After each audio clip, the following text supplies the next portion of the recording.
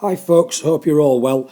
This is a short video clip on legal supplements in sports. Now this topic can easily be short answer questions in the exam. You could get like a 3-mark question on one of the supplements in sport. Or, as we've seen in the past, we could have all the supplements added together and it could make up half an essay question. But the point is you attack them the same. We need to know about 3 or 4 things about each of these key supplements in sport. Now in terms of the AQA exam board, what are the supplements we need to know about? Well, as you can see from this picture, there are lots of different supplements out there. It's a multi-million-pound industry in this country. People buying things to put weight on, to lose weight, to bulk up, to increase this, that and everything else in the systems. But there's only certain ones we need to know about. And in no particular order, we need to know about protein, in particular protein powder, but any type of protein supplementation. This word should be familiar to you. We need to know about creatine. So when we spoke about the PC system, the phosphocreatine system, or the creatine phosphate system, we're talking about that there. We're going to be talking about caffeine, which used to be illegal up until the early 2000s when it was actually legalised. Because, as I'm sure you're aware, caffeine is in a great many products, and it's so difficult to police and govern exactly how much caffeine people are taking when it's in all different kind of things. A weird one. Bicarbonate of soda. Now, this is also known as soda loading. So you might read it as either in textbooks and things like that. And finally, another one that you may or may not have heard of, you should be familiar with them, Herbal Remedies. It might be, though, you're thinking, well, I didn't know athletes took these. Well, some do, and we're going to be looking at those each in turn.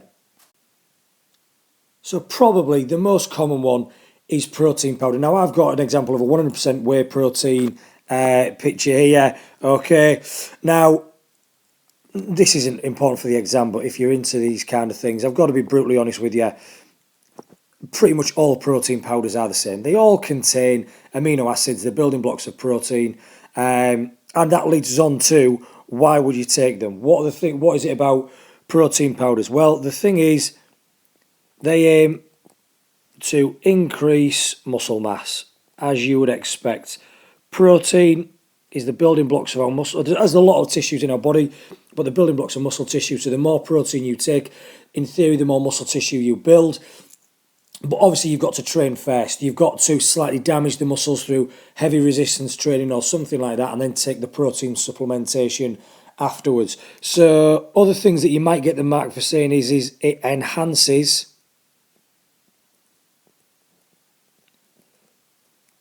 muscle growth and repair. But they're likely to be on the same line in the mark scheme. So it aims to increase muscle mass, or it enhances muscle growth and repair. Other things that it's worth saying about them, it's very beneficial,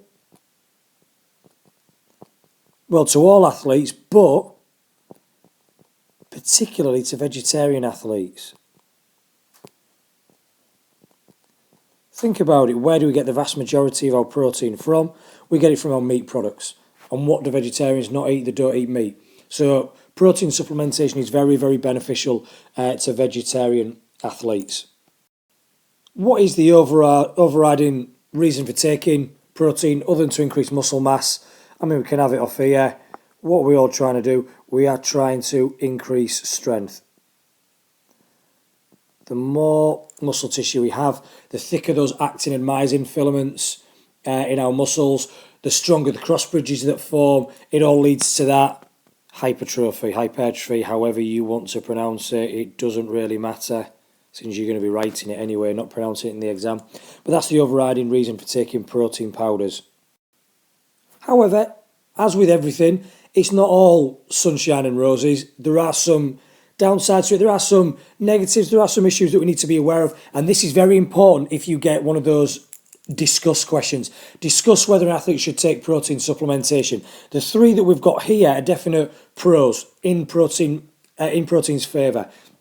Increases muscle mass, or enhances muscle growth and repair. It's great for vegetarian athletes, it increases strength, it causes hypertrophy. But there are a couple of issues. As with anything, if you take too much, and because these are the downsides, I'll write them in blue.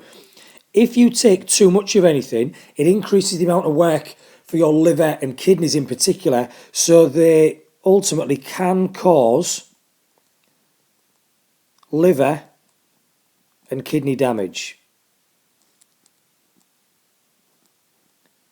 Your liver and your kidneys, once your stomach's digested whatever you've eaten or consumed, your liver and kidneys are involved in the processing of that. You know, where should it go? Where should it stored? What needs to be kept in? What needs to be filtered out? So if I'm immediately taking more of something, that immediately makes more work for the liver and kidneys, which is, you know, going to have a negative effect in the long term. Also, taking protein supplementation is no better. I did my B the wrong way then, that would have been good, wouldn't it? No better than eating a balanced diet.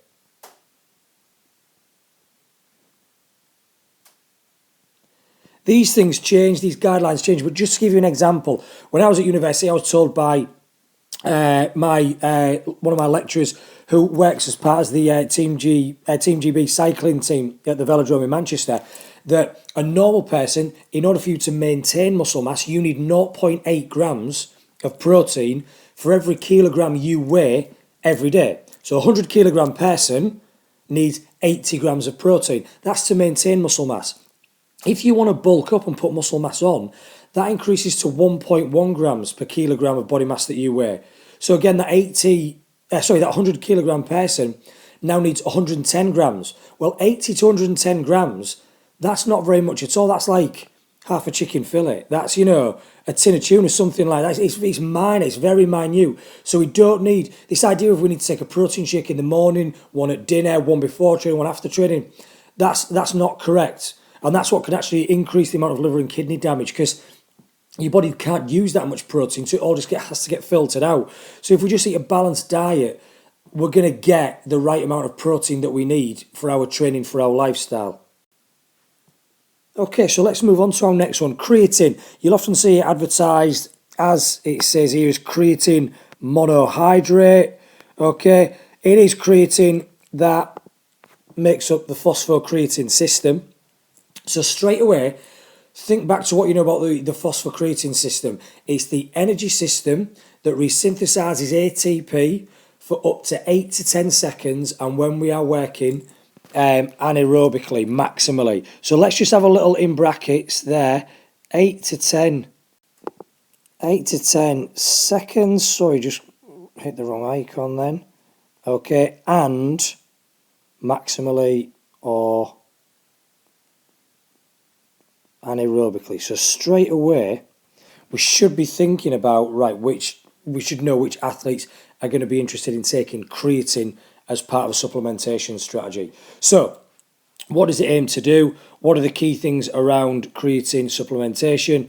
It aims to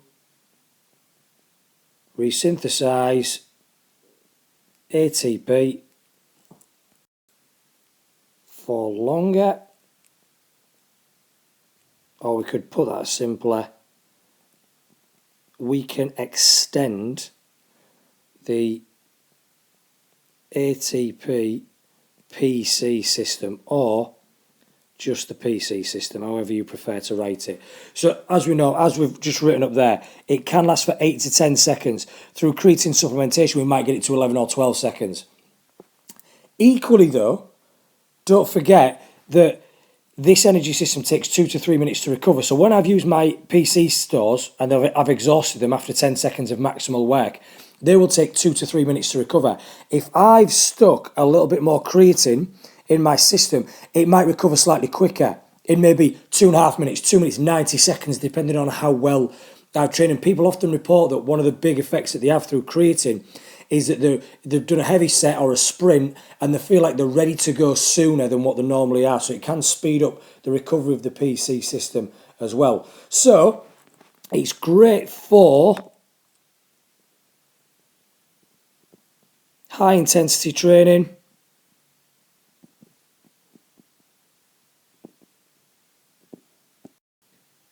and the development of, powerful movements. What I would say is this though, you were reading textbooks that it helps increase muscle mass. It does, but remember, this isn't protein. Creatine doesn't build muscle tissue. It allows you to train harder for a little bit longer, get a little bit more high intensity work done each session, so that over the course of time your muscles will get a little bit bigger, but it doesn't increase muscle growth and repair. You will often find that a lot of athletes will take creatine before a training session and then take protein after it. So you get more heavy work done in the training session due to the creatine, which causes a little bit more damage to the myofibrils, to the actin and myosin filaments. You then take the protein afterwards, and that speeds up the muscle growth and repair. So you'll often find that, power athletes, sprinters, jumpers, things like that, throwers, will take both, one before and one after.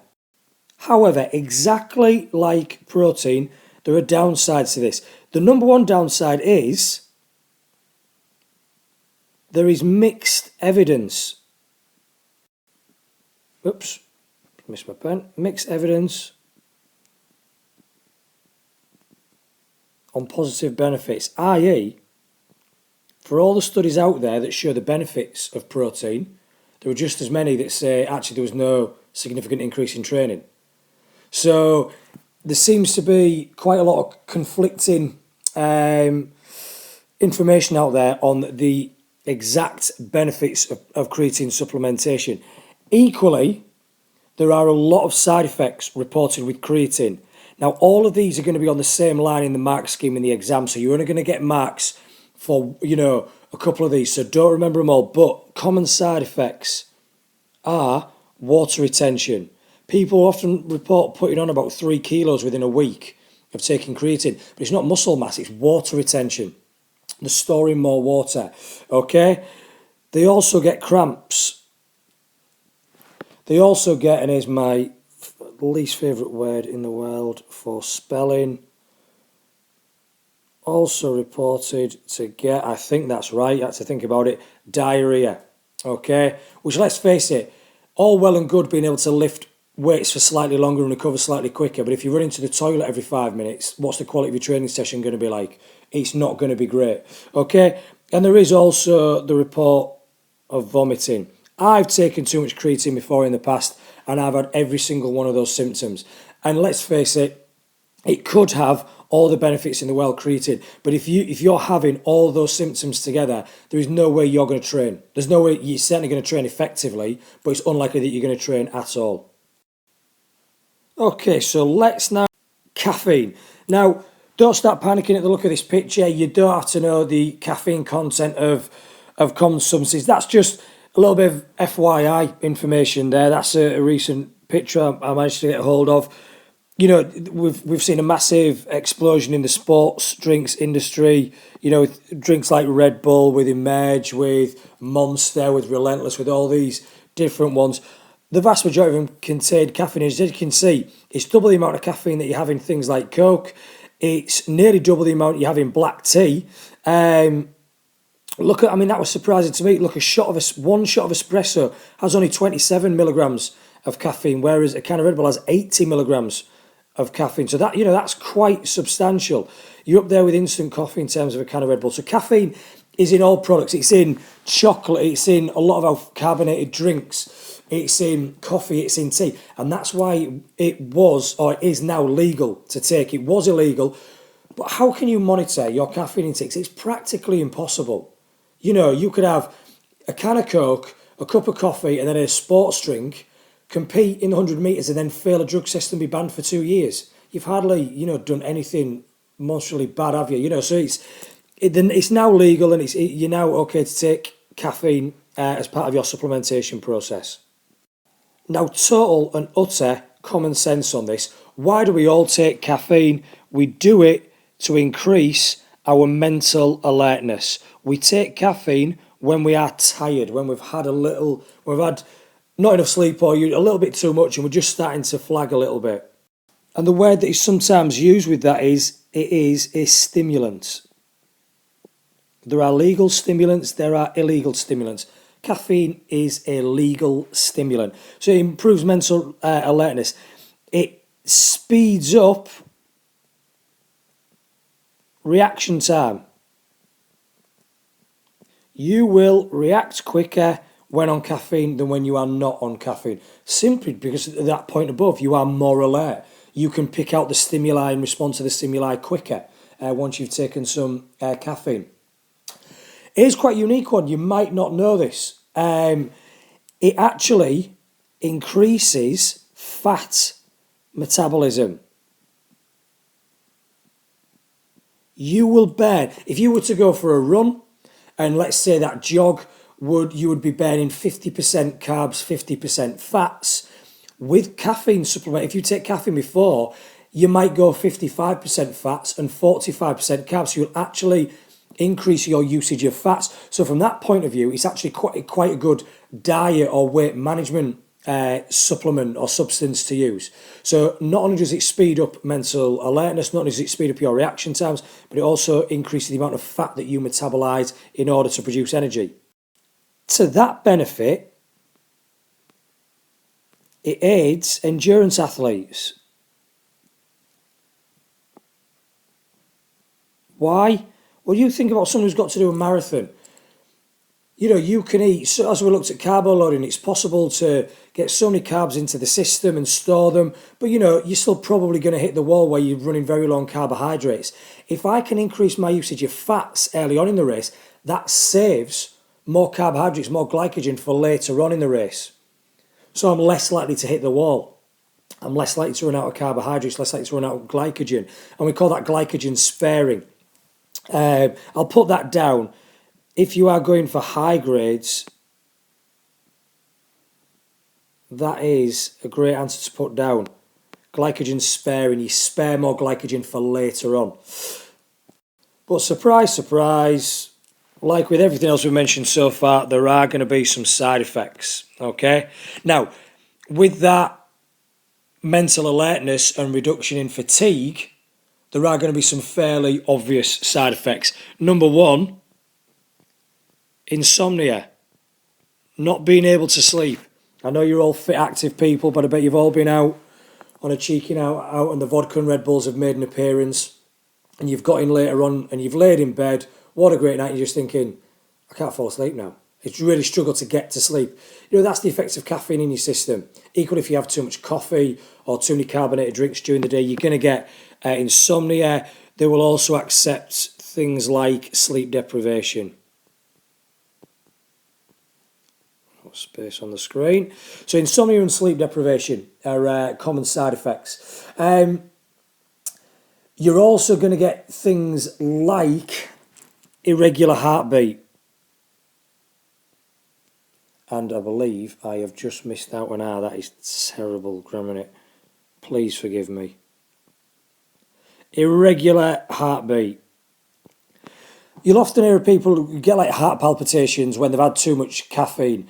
When I was at university, I had a guy who I used to work for when I used to work in the Student Union bar who had 20 cups of coffee a day on average.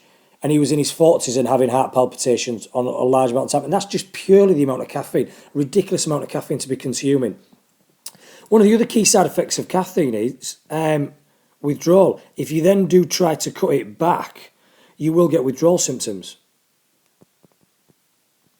Headaches, shaking hands, trembling, things like that. So yes, caffeine is legal. Yes, it has all these brilliant positive effects here on this side, but equally, if you are going to take more caffeine to boost your performance, be aware that these are the side effects that you're going to come across as well. Right, this is one that you might be thinking, what? I've never heard of this. What is this doing on here? Bicarbonate of soda, baking soda. In other words, this is stuff that people use to put in breads when they're making biscuits and cookies and things like that. You can go and buy this from Asda or Tesco or, Waitrose if you're posh. I'm not judging. You can go to any of these places and buy a tub of baking soda for £1, maybe a little bit more.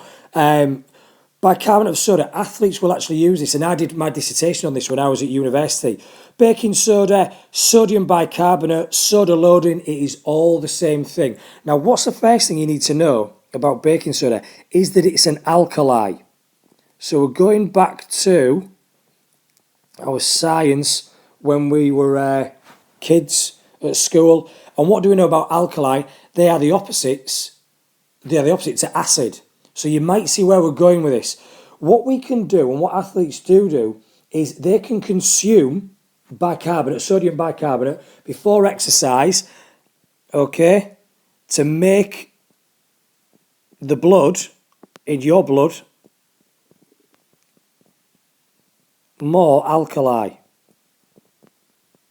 So you might remember that you was on about pHs when you was in chemistry and things like that. pH 7 is neutral. Our blood is a pH 7 point something. It's slightly alkali.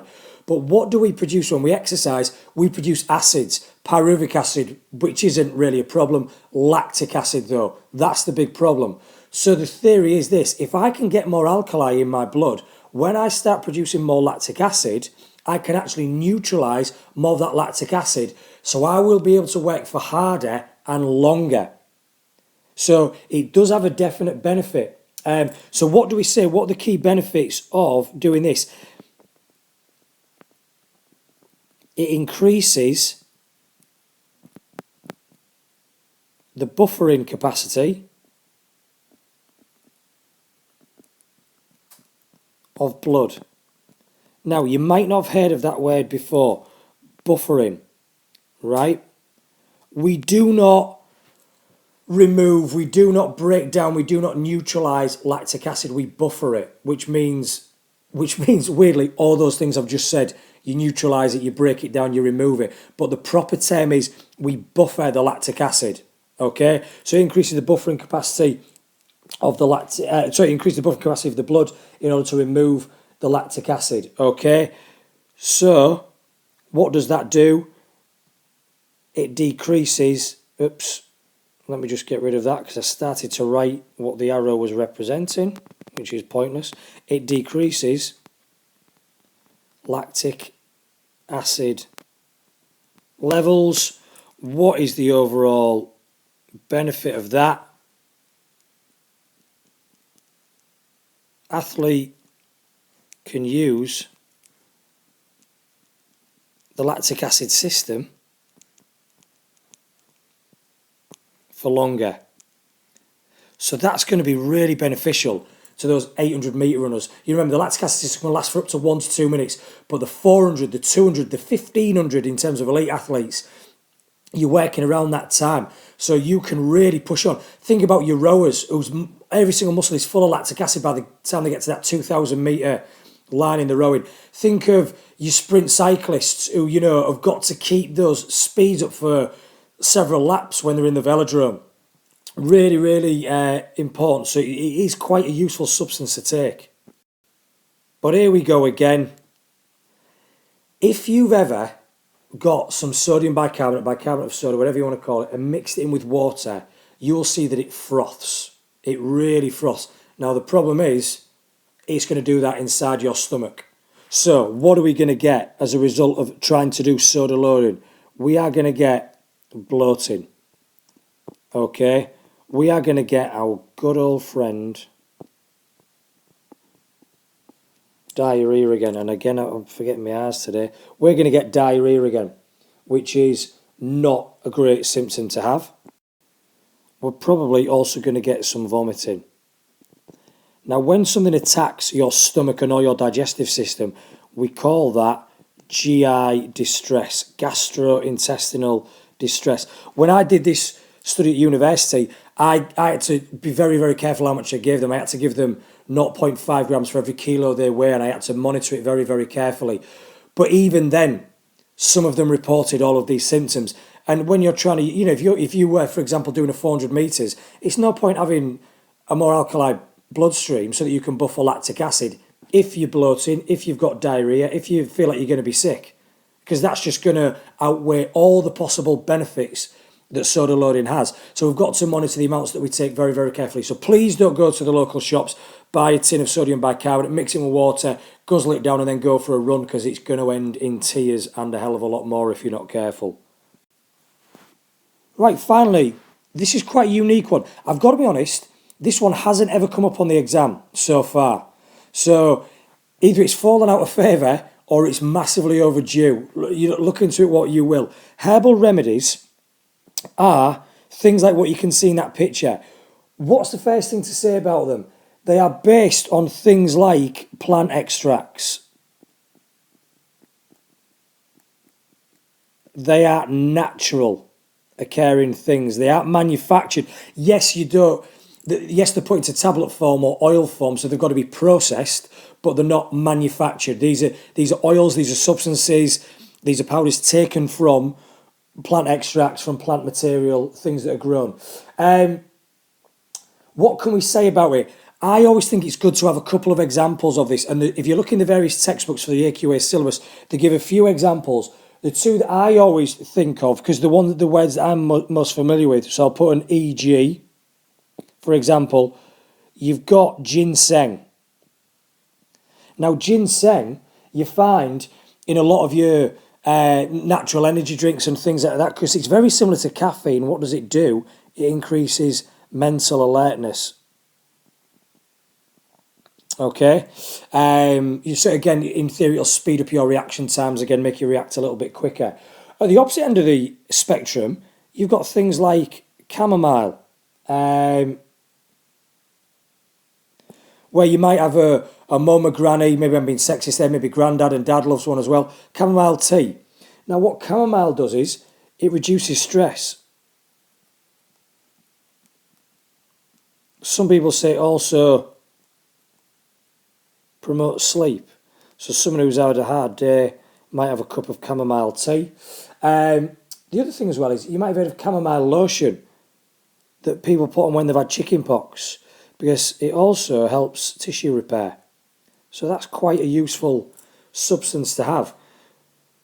Now, why is the reduced stress to promote sleep important? If you're an athlete, that's not going to benefit you in terms of going for a training session, but if you've got to get up and train again tomorrow, you want a good night's sleep, you want your body to fully recover, ready for training tomorrow. So some athletes will often take chamomile tea on a night time following a heavy day's training, ready for training the next day.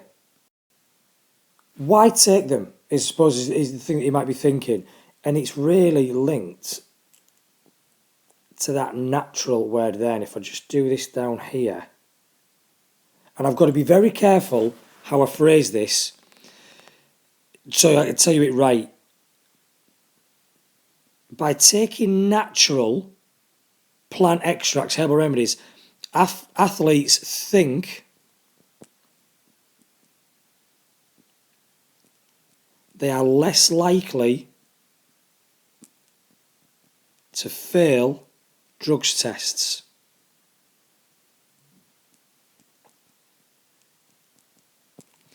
Now, that's the reason why a lot of athletes will take natural things as opposed to manufactured things. Now, the key thing here is, well, it's that think thing. Athletes in the past have failed drug tests through taking, or claim to have taken, plant extracts, herbal remedies. The point is, if you take too much or a lot of something, that is going to elevate levels of certain chemicals in your bloodstream, and they're going to be detected when you go for drugs tests and things like that. So even though they think that they are less likely to fail a drug test, there is still a chance that they might. But obviously, if you are just taking natural things, you are less likely to fail a drug test than if you are taking manufactured substances. Okay? But the big downside to this is there is little evidence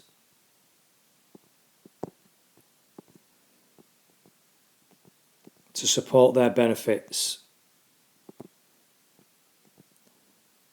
The claims that these substances make are largely unfounded. The vast majority of studies out there that have been done that show that they work, the studies have been conducted by the companies that make the herbal remedies in the first place. So obviously, they're going to show that they are of benefit. Don't forget, anything that's made or manufactured in a lab has to be tested out. There's got to be studies performed on it because it's got to be deemed fit and safe for human consumption. When it's plant extracts and it's natural, you don't have to follow those same procedures because you eat natural fruit. When you go and buy your fruit and veg, that's all natural plant material that you consume in there. So there's very little research done on the benefits of herbal remedies, and that has been done is very inconclusive. So there's not much out there to support its benefits. I know that's been a long video, but I hope you found it useful. Watch this as many times as you need to. You're trying to make 3 or 4 points on each of these substances, and you've got to outline the benefits, who would be taking them, which type of athlete, but what are the downsides to taking each of these supplements. Good luck with it, folks. Hope it all goes well.